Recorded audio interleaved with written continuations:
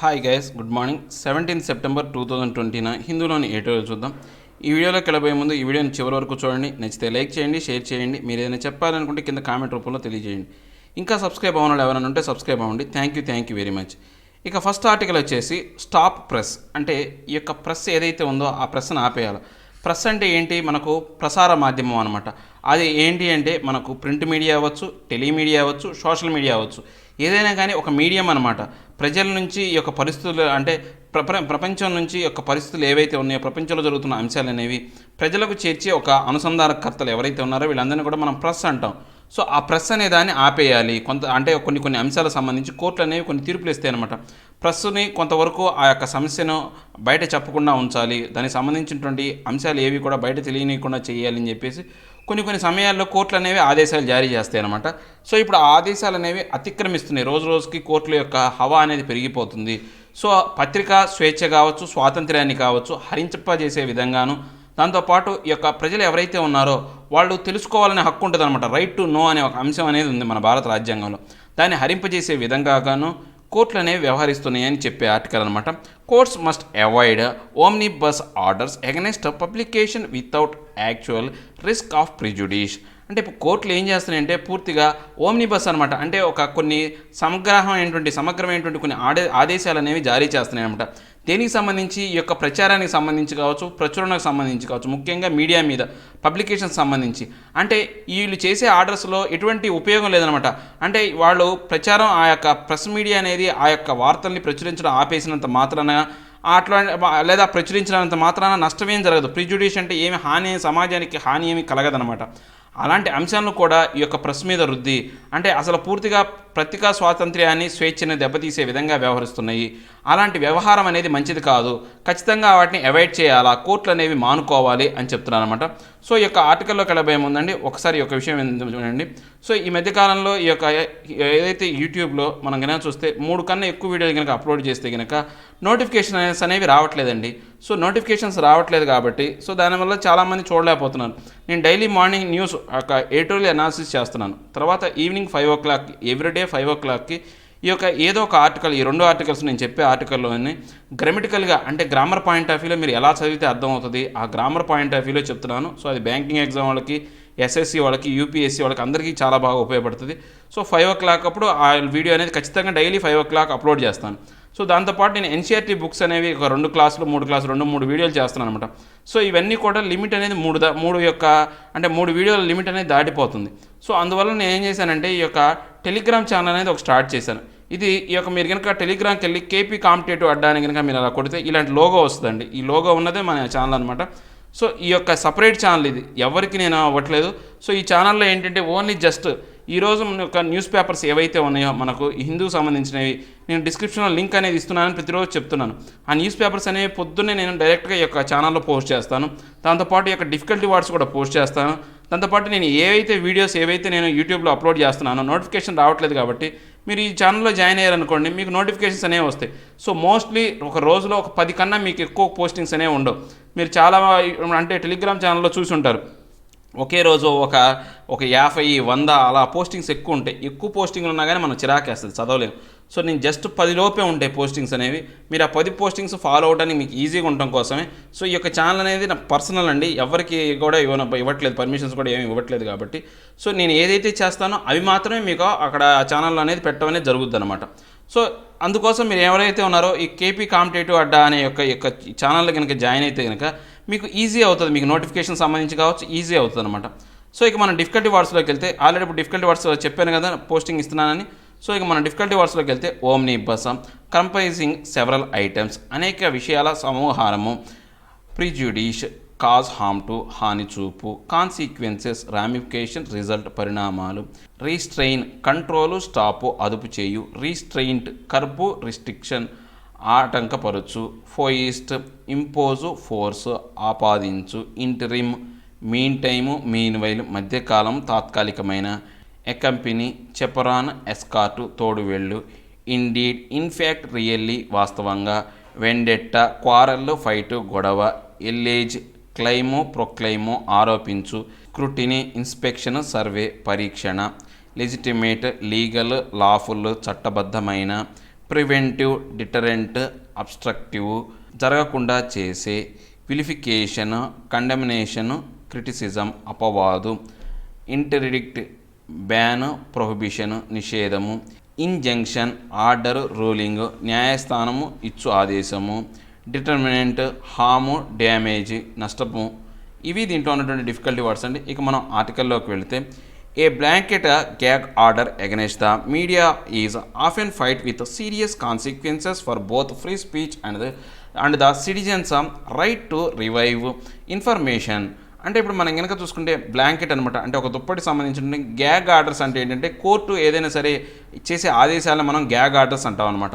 ఈ యొక్క ఆర్డర్స్ అనేవి మనం కనుక చూస్తే దేని మీద వేశారు అంటే వీళ్ళు ఎవరికి వ్యతిరేకంగా ఈ యొక్క ఆర్డర్ వేశారంటే ఈ యొక్క మీడియా ఏదైతే ఉందో ఆ యొక్క పూర్తిగా అంటే మీడియాకి సంబంధించినటువంటి అన్ని వర్గాలు అంటే ప్రింట్ మీడియా కావచ్చు, టెలిమీడియా కావచ్చు, సోషల్ మీడియా కావచ్చు, పూర్తిగా వాటి మీద ఏంటంటే సీరియస్ కాన్సిక్వెన్సెస్ అనేది అంటే వాటికి ఎగనెస్ట్గా కొన్ని ఆర్డర్స్ అనేవి చేశారు. ఈ రాబోయే కాలంలో చాలా తీవ్రమైనటువంటి పర్యవసానాలని ఏర్పరిచే విధంగా ఉన్నాయన్నమాట. దేనికి సంబంధించి ఈ యొక్క ఫ్రీ స్పీచ్కి సంబంధించి అంటే వాక్ స్వాతంత్ర్యానికి సంబంధించి, తర్వాత ఈ యొక్క సిటిజన్స్ రైట్స్ అంటే ఈ యొక్క ప్రజల హక్కు ఏదైతే ఉందో రిసీవ్ ఇన్ఫర్మేషన్ అనే అంశానికి సంబంధించి ఒక తీవ్రమైనటువంటి ఈ యొక్క పర్యవసానాలు చూసే అవకాశం ఉందన్నమాట. Orders by different courts restraining the media from reporting on particular cases or programmes from being telecast have drawn attention this week to questions of prior restraint, media freedom and right of people facing investigation to a fair trial. అంటే ఇప్పుడు ఏంటి అంటే ఈ యొక్క orders different courts అనేవి ఈ యొక్క అంశానికి సంబంధించి మీడియాను పూర్తిగా ఆటంకపరిచే విధంగా కొన్ని ఆదేశాలు అనేవి ఈ వారంలో ఎక్కువ చేసిందనమాట ఈ యొక్క టెలికాస్ట్ సంబంధించి. సో ఈ యొక్క అంశం మీద అందువల్ల రకరకాల కోర్టులు రకరకాల అంశాల్లో రకరకాల సార్లు ఈ యొక్క మీడియా మీద ఈ యొక్క ఆంక్షలు అనేవి విధించింది. కాబట్టి ఈ వారంలో వీటికి సంబంధించి ఎక్కువ క్వశ్చన్స్ అనేవి తలెత్తినాయి అనమాట. ముఖ్యంగా ఏంటి అంటే ఈ యొక్క పత్రికా స్వాతంత్ర్యానికి సంబంధించి, తర్వాత ఈ యొక్క పీపుల్ ఎవరైతే ఉన్నారో ఇన్వెస్టిగేషన్ ఫేస్ చేస్తున్నారో అంటే ఈ యొక్క విచారణలో పాల్గొంటున్న వ్యక్తులు ఎవరైతే ఉన్నారో వాళ్ళకి సంబంధించినటువంటి ఫ్రీ ట్రయల్కి సంబంధించినటువంటి హక్కులకు మధ్య ఈ యొక్క అంశం అనేది తెలియదు సమస్యగా లేవనెత్తిందనమాట. A quite unusual and legally questionable decision has been the interim order of the Andhra Pradesh High Court imposing a ban on the media and even social media from mentioning anything in relation to an FIR filed by the police against a former Advocate General of the state and others. అంటే ఇప్పుడు మనం ముఖ్యంగా ఈ యొక్క అంశాన్ని మనం చూసుకుంటే కనుక ఈ యొక్క లీగల్గా మనం చూసుకుంటే క్వశ్చనబుల్ డెసిషన్ ఏదైతే ఉందో ఆంధ్రప్రదేశ్ సంబంధించినటువంటి ఒక అంశం అనేది జరిగిందనమాట. ఈ యొక్క ఆంధ్రప్రదేశ్లో ఏంటి అంటే ఈ యొక్క మీడియాని పూర్తిగా నిషేధించడం జరిగిందనమాట. మీడియా కావచ్చు, సోషల్ మీడియా కావచ్చు, ఎవరైనా కానీ ఈ యొక్క ఫార్మర్ ఒకప్పుడే అడ్వకేట్ జనరల్ అయినటువంటి అతని మీద పోలీసులు అనేవాళ్ళు కేసు పెట్టారన్నమాట అతనికి వ్యతిరేకంగా. దానికి సంబంధించిన అంశాన్ని ప్రచారించొద్దని చెప్పేసి మీడియా కావచ్చు, సోషల్ మీడియాలో కావచ్చు ఈ యొక్క ఆంధ్రప్రదేశ్లో జరిగినటువంటి అంశానికి సంబంధించి కోర్టు అనేది కొంతవరకు ఈ యొక్క అవరోధాలు కలిగించిందనమాట మీడియాకి. It is unusual in the sense that there appears to be no material to justify such censorship other than an allegation by the petitioner that it is a foisted case.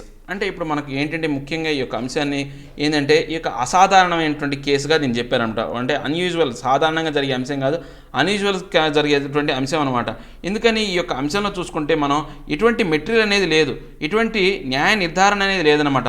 ఇలా మీడియాని censorship అనేది అంటే మీడియాని నిషేధించడం అనే అంశానికి సంబంధించి సరైనటువంటి వివరణ కావచ్చు, లేకపోతే ఈ యొక్క ఏదైతే ఆరోపణలని మాత్రం ఏమి లేవనమాట. జస్ట్ ఒకటి మాత్రం ఆ పిటిషనర్ ఎవరైతే ఉన్నారో అంటే ఆ యొక్క మీడియాలో ప్రచురించవద్దని చేసిన పిటిషనర్ ఎవరైతే ఉన్నారో అంటే అడ్వకేట్ జనరల్ ఎవరైతే ఉన్నాడో ఆయన యొక్క ఏదైతే ఈ యొక్క ఫోయిస్టెడ్ అనమాట అంటే ఆయన యొక్క ఏదైతే గోప్యతకు కావచ్చు, లేకపోతే ఆయన యొక్క గొప్పతనానికి కావచ్చు, ఖ్యాతికి కావచ్చు భంగం కలుగుతుంది అనే ఒక పదం తప్ప దీంట్లో కొత్త అంశం అనేది ఏమీ లేదనమాట. It is also accompanied by an order staying the investigation it self.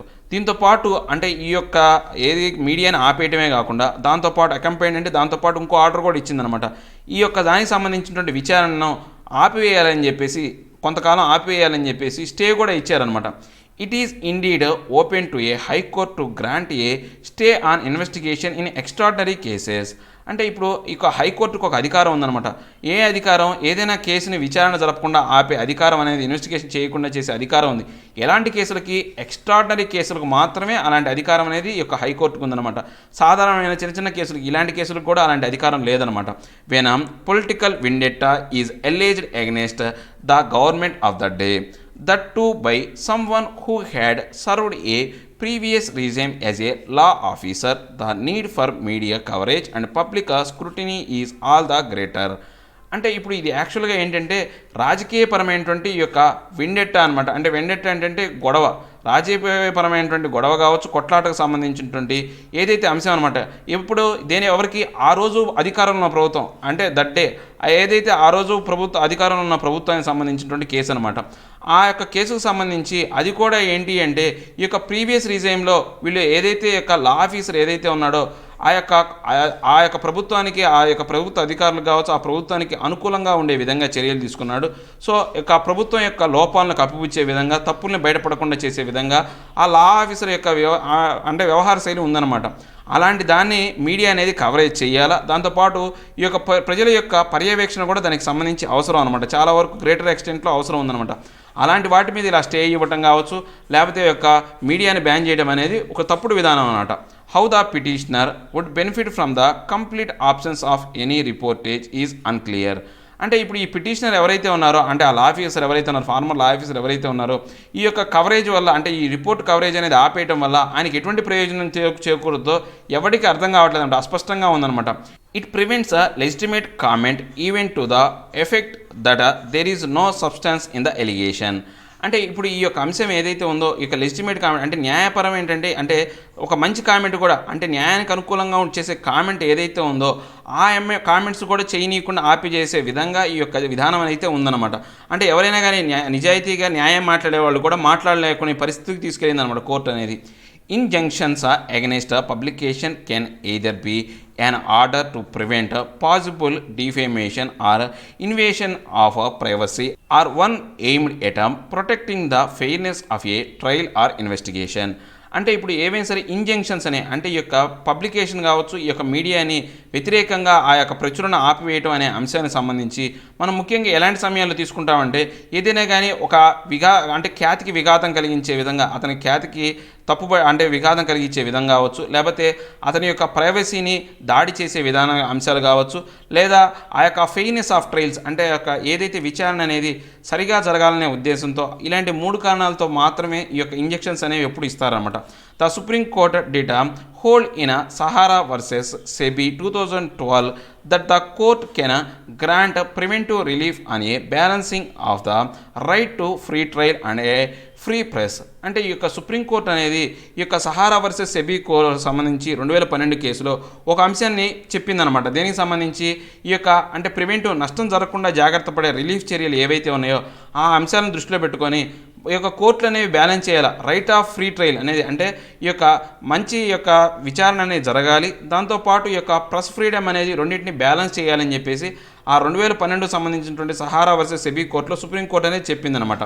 However it favoured such a temporary restraint on publication only in cases of real and substantial risk of prejudice to the administration of justice or a free trial.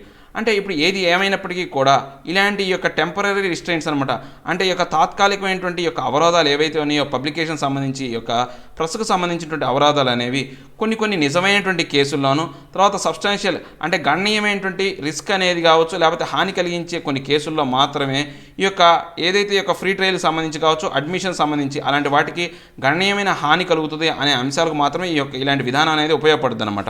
Mean while the Supreme court on the same day passed a more important interim order stopping the telecast of the remaining episodes of a series on Sudarshan News on entirely different grounds.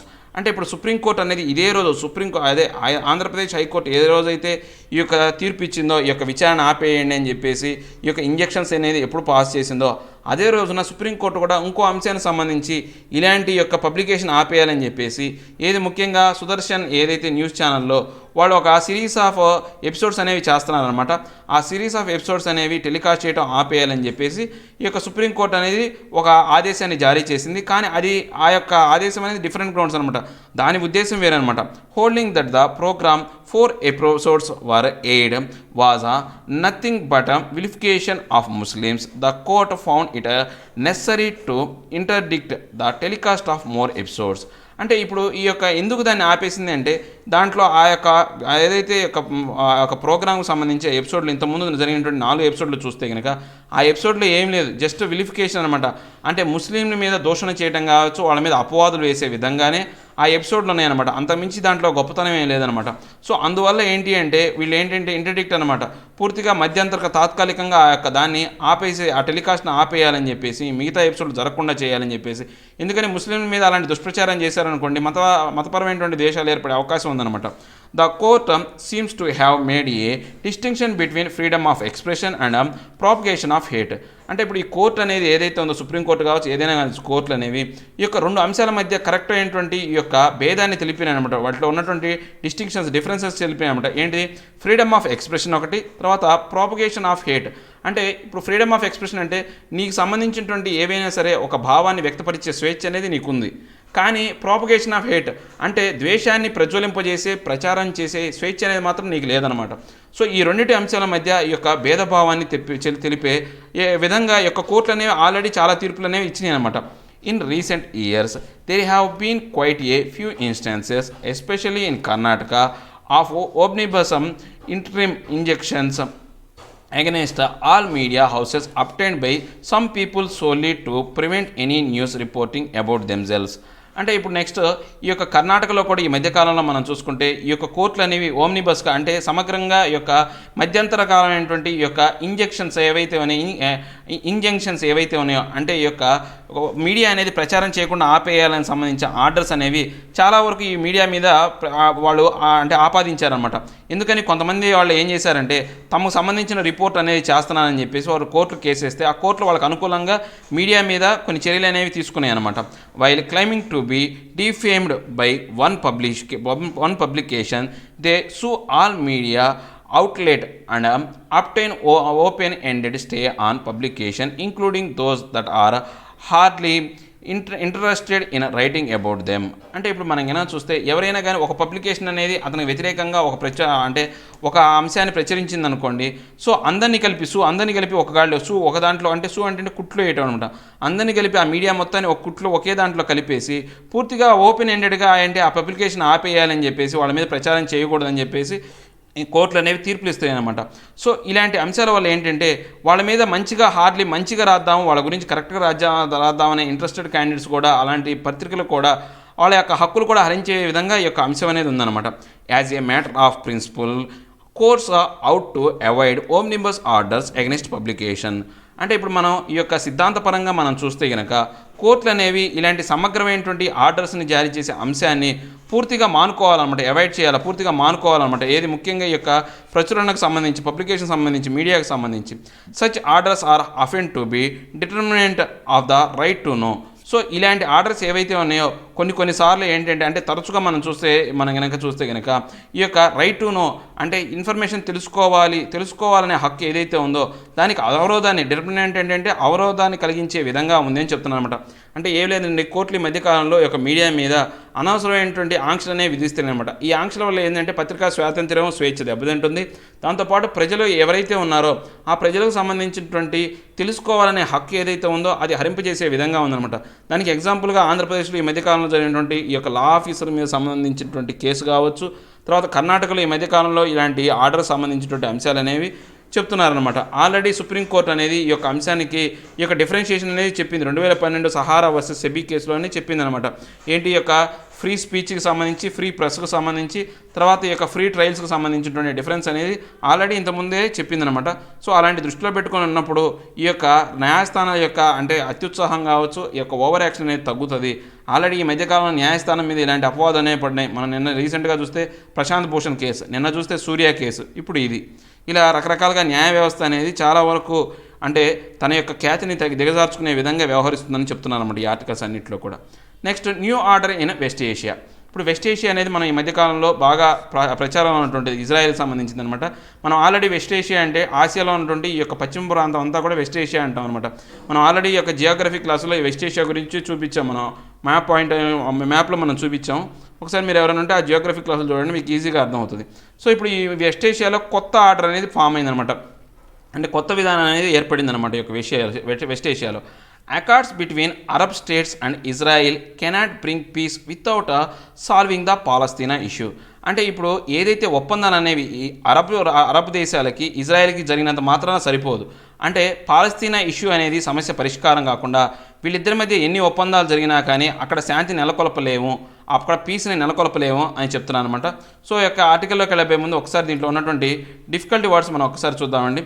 Accord, give, grant, ఇచ్చుట, herald, signal, indicate, సైగా, ail, ill, unhealthy, రోగము, octogenarian, a person who is between 79 to 90 years of age, tread, walk, step, అడుగువేయు, dawn, beginning, starting, ఆరంభము, myriad, multitude, large number, అనంతమైన సంఖ్య, crumbling, least quality, నాసిరకం, endorse, validate, accept, ఆమోదించు, retreat, withdraw, drawback. ఇవి దీంట్లో ఉన్నటువంటి డిఫికల్టీ వర్డ్స్ అండి. ఇక మనం ఆర్టికల్లోకి వెళితే the so called Abraham accord signed in white house in Tuesday by the UAE, Bahrain and Israel under US President Donald Trump's mediation clearly mark a new beginning in the relations between the Sunni-ruled Gulf kingdoms and the Jewish state. అంటే ఇప్పుడు ఈ యొక్క Abraham accord అనేది ఎవరెవరి మధ్య జరిగింది అంటే, ఈ అబ్రహం అకార్డ్ అనేది ఇంపార్టెంట్ అంటే గుర్తుపెట్టుకోవాలి. అబ్రహం అకార్డ్ అనేది రీసెంట్గా న్యూస్లో వచ్చింది, దేనికి సంబంధించి అంటారు. సో ఎవరికి? UAEకి, బెహ్రెయిన్కి, తర్వాత ఇజ్రాయెల్కి మధ్య ఒప్పందం, ఈ మూడు దేశాల మధ్య ఒప్పందం అనమాట. దీనికి మధ్యవర్తిగా ఉన్నటువంటి వ్యక్తి ఎవరంటే US ప్రెసిడెంట్ ఏంటంటే డొనాల్డ్ ట్రంప్ అనమాట. సో ఇది ఏంటి అంటే ఈ యొక్క అగ్రిమెంట్ అనేది ఈ యొక్క క్లియర్గా మనకి ఏమర్థమవుతుందంటే కొత్త రిలేషన్ అనేది ఈ సున్నీ రూల్డ్ గల్ఫ్ కింగ్డమ్కి తర్వాత ఈ యొక్క జూయిష్ స్టేట్ అయినటువంటి ఇజ్రాయెల్కి మధ్య కొత్తగా ఏర్పడినటువంటి బంధం గురించి మనకు తెలియజేస్తుంది అనమాట. Under the agreement the UAE and Bahrain would normalise ties with Israel, heralding better economic, political and security engagement. అంటే ఇప్పుడు ఏదైతే ఈ అగ్రిమెంట్ మనం ప్రకారం చూసుకుంటే UAE కావచ్చు, బెహ్రెయిన్ కావచ్చు, ఈ యొక్క ఇజ్రాయెల్తో సాధారణమైనటువంటి పరిస్థితులు ఏర్పడుతున్నాయి. దాంతోపాటు ఇంకా ఏంటంటే ఈ యొక్క ఆర్థిక పరంగాను, పొలిటికల్ పాయింట్ ఆఫ్ వ్యూలో, తర్వాత ఈ యొక్క రక్షణ పరంగాను వాళ్ళ మధ్య యొక్క మంచి ఒప్పందాలు అనేవి జరుగుతున్నాయి అన్నమాట. More Arab countries are expected to follow suit say US and Israel officials. అంటే ఇలానే ఈ యొక్క ఇంకా కొన్ని అరబ్ దేశాలు కూడా ఈ యొక్క కూటమిలో, సూట్ అంటే ఏంటంటే కూటమిలో చేరే అవకాశం ఉందని చెప్పేసి US అఫీషియల్స్ కావచ్చు, ఇజ్రాయెల్ అఫీషియల్స్ కావచ్చు చెప్తున్నారన్నమాట. The agreement have the backing of Saudi Arabia, arguably the most influential Arab power and a close ally of the UAE and Bahrain. ఇప్పుడు ఈ యొక్క అంశానికి సంబంధించి ఈ యొక్క అగ్రిమెంట్ వెనకాల బ్యాకింగ్ ఎవరున్నారు అంటే సౌదీ అరేబియా అనేది ఉందన్నమాట. సో ఇక్కడ మనం ముఖ్యంగా చెప్పాలి అంటే ఈ యొక్క సౌదీ అరేబియా అనేది ఆ అరబ్ దేశాల్లోనే చాలా శక్తివంతమైనటువంటి, ప్రభావవంతమైనటువంటి ఇన్ఫ్లుయెన్షియల్ పవర్ అనమాట. దాంతోపాటు ఈ యొక్క UAEకి, బెహ్రెయిన్కి ఒక చాలా దగ్గరి మిత్రుడు, మంచి స్నేహితుడు అనమాట. The ailing octogenarian ruler of the kingdom Salman bin Abdulaziz is treading cautiously for now, but Riyadh has opened its airspace for commercial flights between the UAE and Israel. అంటే ఇప్పుడు ఈ యొక్క అరబ్ దేశానికి సంబంధించి, ఈ యొక్క సౌదీ అరేబియాకి సంబంధించి ఏలియింగ్ రోగగ్రస్తుడైనటువంటి, తర్వాత ఈ యొక్క ఆక్టేరియన్ అంటే ఏంటి 80వ దశకం అంటే 79 సంవత్సరాల నుంచి 90 సంవత్సరాల మధ్య వయసులో ఉన్న వ్యక్తుల్ని ఆక్టేరియన్స్ అంటారనమాట. ఆ రూలర్ అయినటువంటి ఎవరైతే ఈ యొక్క సల్మాన్ బిన్ అబ్దుల్ జిజి అనే అతను ఎవరైతే ఉన్నారో ఆయన చాలా వరకు చాలా కాషియస్గా అడుగులు వేస్తున్నాడు. ట్రీడింగ్ అంటే అడుగులు వేస్తున్నాడు అనమాట. ఏది ఇప్పటి వరకు చాలా జాగ్రత్త అయినటువంటి అడుగులు వేస్తున్నాడు. అయినప్పటికీ కూడా కానీ ఈ యొక్క రియాద్ అనేది ఇప్పటికే ఈ యొక్క ఇజ్రాయెల్కి, UAEకి మధ్య ఏదైతే ఉందో రవాణాకు సంబంధించి ఈ యొక్క ఎయిర్ స్పేస్ సంబంధించినటువంటి ఈ యొక్క దారిని అనేది రిలీజ్ చేశారనమాట. సో వీళ్ళ మధ్య ఫ్లైట్ తిరగడానికి వాళ్ళు ఒప్పుకున్నారనమాట. The accords the first between Israel and Arab countries since the 1994 Jordan Israel peace treaty also offer a rare diplomatic win to Mr. Trump, whose other foreign policy bets, be it Iran or North Korea, were either disastrous or stagnant. అంటే ఇప్పుడు ఈ యొక్క ఒప్పందం accord ఏదైతే ఉందో 1994 Jordan ఒప్పందం తర్వాత మళ్ళీ ఇజ్రాయెల్తో జరిగినటువంటి ఒప్పందం అనేది ఇదేనమాట. ఇంతమంది ఈ మధ్యకాలంలో అసలు ఒప్పందం అనేది జరగలేదన్నమాట. ఇది పూర్తిగా మనం అంటే రేర్ అనమాట, చాలా అరుదుగా జరిగే ఏదైతే దౌత్యపరమైనటువంటి విజయం ట్రంప్కి. కానీ మనం ఇంకా ఆయన యొక్క ఫారెన్ పాలసీ ప్రకారం కొన్ని అంశాలు అనేవి అతన్ని సవాల్ చేసే విధంగా ఉన్నాయండి, బెట్ చేసే విధంగా ఉన్నాయండి. ఏది ఇరాన్తో కావచ్చు, నార్త్ కొరియాతో కావచ్చు, ఈ రెండు అంశాలతో ఆయనకు పూర్తిగా ఒక వినాశకరమైనటువంటి లేకపోతే ఈ యొక్క ఎటువంటి చలనం అంటే స్టాగ్నేటెడ్ అంటే ఆగిపోయినటువంటి ఒక అంశం అనేది మనం చూసామన్నమాట. అంటే ఈ యొక్క అంశం అనేది ఈ రెండు విషయాల్లో మాత్రం ఫెయిల్ అయ్యాడు ఆయన, ఎవరు Trump. with less than 50 days to go before his elections bid, he has called the agreements the new dawn of a new middle east. అంటే ఇప్పుడు ఒక 50 రోజుల్లోనే ఆయన ఎలక్షన్లకు వెళ్ళాలి, రీ ఎలక్షన్స్కి వెళ్ళాలి. ఎవరు డొనాల్డ్ ట్రంప్ అనే అతను రీ ఎలక్షన్స్కి వెళ్ళాలి. అలాంటి సమయంలో ఈ యొక్క అగ్రిమెంట్ పిలవటం అనేది ఈ యొక్క మిడిల్ ఈస్ట్లో ఒక కొత్త అంటే డౌన్ అంటే కొత్త ప్రారంభం లాగా ఉందన్నమాట.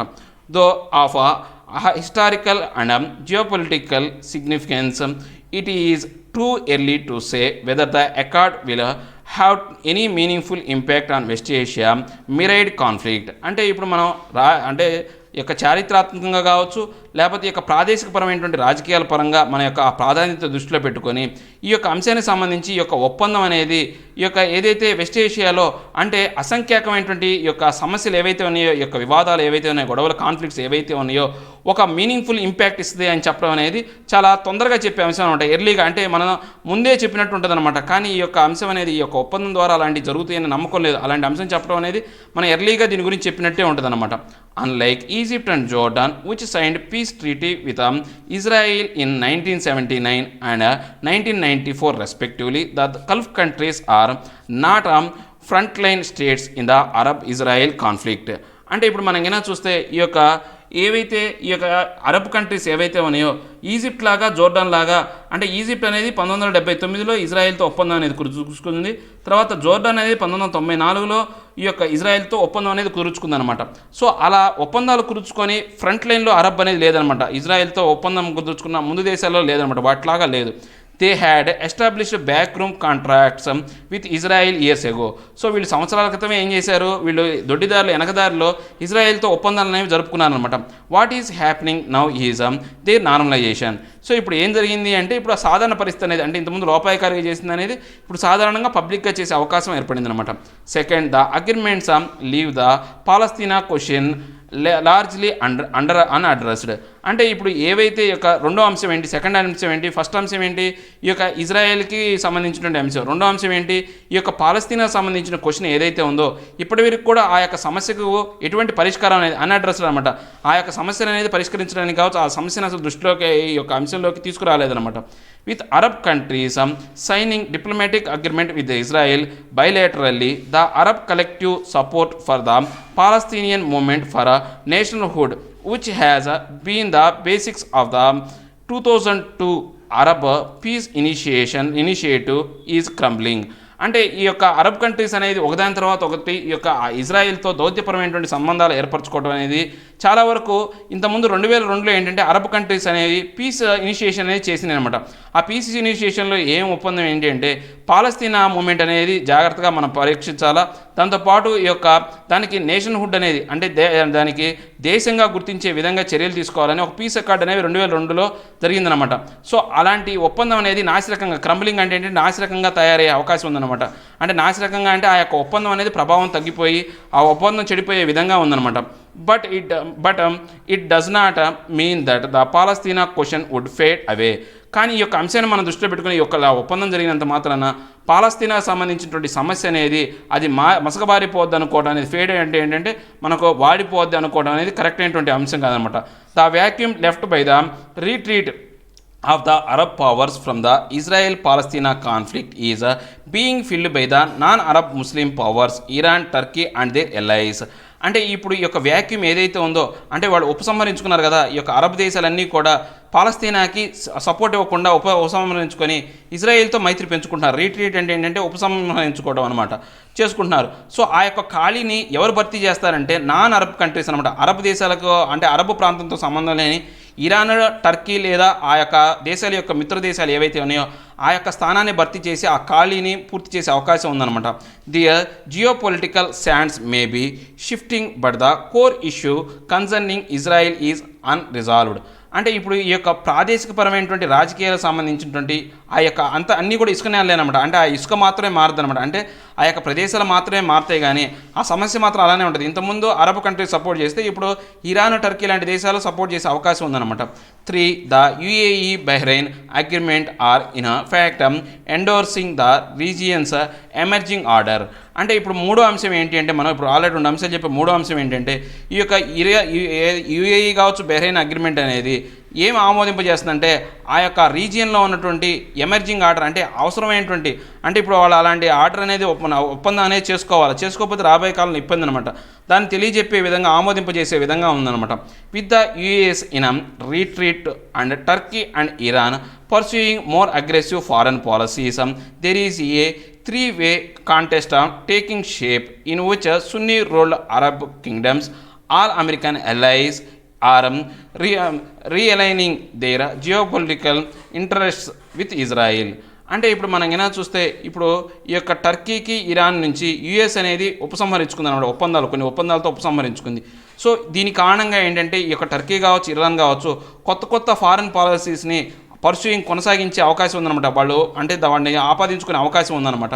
సో ఈ యొక్క 3-way కాంటెక్స్ట్ అనేది ఏర్పడే విధంగా ఉందన్నమాట. ఏంటి, సున్నీ రూల్ అంటే సున్నీల చేత పాలించబడుతున్న అరబ్ కింగ్డమ్స్ ఒకటి, తర్వాత అమెరికన్ అలైస్ ఒకటి, తర్వాత ఏవైతే జియో పొలిటికల్ ఇంట్రెస్ట్ కలిగినటువంటి ఇజ్రాయెల్ ఒకటి, ఇలా 3 భాగాలుగా ఈ 3 కలిసిపోయే ఒక అవకాశం విధంగా ఉందన్నమాట. ఈ యొక్క 3 రకాలుగా ఉండే విధంగా the Abraham Accord are likely to sharpen this context. అంటే ఈ యొక్క అబ్రహం అకార్డ్ ఏదైతే ఉందో, అంటే ఈ 3 ఎల్ఐస్ ఏవైతే ఉన్నాయో ఈ 3 బలమైనటువంటి కూటమిల్ని ఒక షేప్లోకి తీసుకొచ్చే విధంగా, షార్పన్ అంటే బలోపేతం చేసే విధంగా ఈ యొక్క కంటెస్ట్ అనేది ఉందన్నమాట. If Mr Trump and the signatories to the accord want to bring peace here as they have claimed they should address the most structural issues which include the unresolved question of Palestina. అంటే ఇప్పుడు ఈ Trump కావచ్చు, ఈ యొక్క signatories అదే UAE కావచ్చు, Bahrain కావచ్చు, ఈ యొక్క ప్రదేశంలో శాంతిని నెలకొల్పాలనే ఉద్దేశం కనుక వాళ్ళకు ఉంటే వాళ్ళు ఏంటంటే ఈ యొక్క అంశాన్ని ఇంకా అడ్రస్ చేయాలి. అంటే ఇంకొన్ని అంశాలను కూడా వాళ్ళు గుర్తించాలన్నమాట. ఇది స్ట్రక్చరల్ ఇష్యూస్ అయినటువంటి ఈ యొక్క పాలస్తీనా అంశాన్ని కూడా వాళ్ళు గుర్తించాలన్నమాట. సో ఆ యొక్క పాలస్తీనా అంశాన్ని అన్రిజాల్వ్డ్గా క్వశ్చన్గా వదిలేస్తే కనుక ఆ వదిలేసిన క్వశ్చన్ ఏదైతే ఉందో దాన్ని కూడా పరిష్కరించినప్పుడు మాత్రమే ఈ యొక్క ఒప్పందం అనేది ప్రభావవంతమైన ఒప్పందం అవుతుంది, అక్కడ శాంతి నెలకొల్పబడుతుంది. అలా కాకపోతే శాంతి అనేది నెలకొల్పబడదు అని చెప్తున్నారు. ఏం లేదండి, ఇప్పుడు ఇజ్రాయెల్తో ఇంతకుముందు ఆల్రెడీ యుఏఈ ఇజ్రాయెల్తో ఒప్పందం కుదుర్చుకుంది. ఇప్పుడు యుఏఈ, బహ్రెయిన్, ఇజ్రాయెల్ 3 కలిసి ఒప్పందం కుదుర్చుకున్నాయి. ఎవరి మధ్యవర్తిత్వంలో? ట్రంప్ మధ్యవర్తిత్వంలో. అది ఆయనకు దౌత్యపరమైనటువంటి విజయం. ఆయన దౌత్యపరమైనటువంటి విజయం అయినప్పటికీ కూడా ఈ యొక్క నార్త్ కొరియా కావచ్చు, ఇరాన్ సంబంధించినటువంటి అంశాలు ఆయన ఫెయిల్ అయ్యాడు.